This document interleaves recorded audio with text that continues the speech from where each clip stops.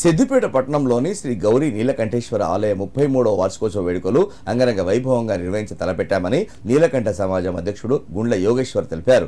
సిద్దిపేట గౌరీ నీలకంఠేశ్వర ఆలయంలో నీలకంఠ సమాజం నాయకులతో కలిసి ఆయన మాట్లాడారు. సోమవారం రోజున గణపతి పూజతో ప్రారంభమైన వార్షికోత్సవ వేడుకలు బుధవారం రోజు జరిగే గౌరీ నీలకంఠేశ్వర స్వామి కళ్యాణ మహోత్సవంతో ముగుస్తుందన్నారు. సోమవారం రోజున గణపతి పూజ, నవగ్రహ పూజ, నందీశ్వర పూజ, గౌరీ పూజ, అభిషేకం కార్యక్రమాలు నిర్వహించడం జరుగుతుందన్నారు. అలాగే బుధవారం రోజున గౌరీ నీలకంఠేశ్వర కళ్యాణ మహోత్సవం అంగరంగ వైభవంగా నిర్వహిస్తామని తెలిపారు. తదనంతరం ఆలయంలో అన్నప్రసాద వితరణ కార్యక్రమం ఉంటుందని, సాయంత్రం 5 గంటలకు రథోత్సవం ప్రారంభమవుతుందన్నారు. సిద్దిపేట పట్టణ పరిసర ప్రాంతాల ప్రజలు పెద్ద ఎత్తున పాల్గొని స్వామివారి కృపకు పాత్రులు కావాలని కోరారు.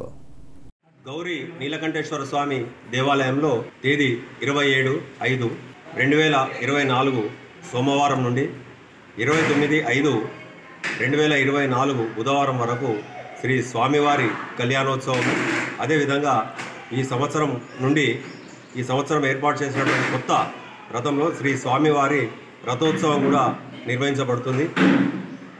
27 సోమవారం నుండి శ్రీ గణపతి పూజ, స్వస్తివాచనము, అదేవిధంగా ధ్వజారోహణము, అంకురార్పణంతో ప్రారంభమై రథోత్సవంతో 29వ తేదీన ఈ యొక్క కార్యక్రమం ముగుస్తుంది.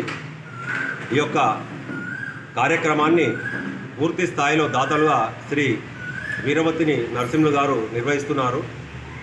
అదేవిధంగా ఈ యొక్క కళ్యాణోత్సవం వార్షికోత్సవంలో నీలకంఠ గురువైనటువంటి శ్రీ నీలకంఠ పట్టాధార్య మహాస్వామీజీ కర్ణాటక గారు కూడా పాల్గొంటున్నారు. అదేవిధంగా మాజీ మంత్రివర్యులు మన ఎమ్మెల్యే హరీష్ రావు గారు కూడా పాల్గొంటున్నారు.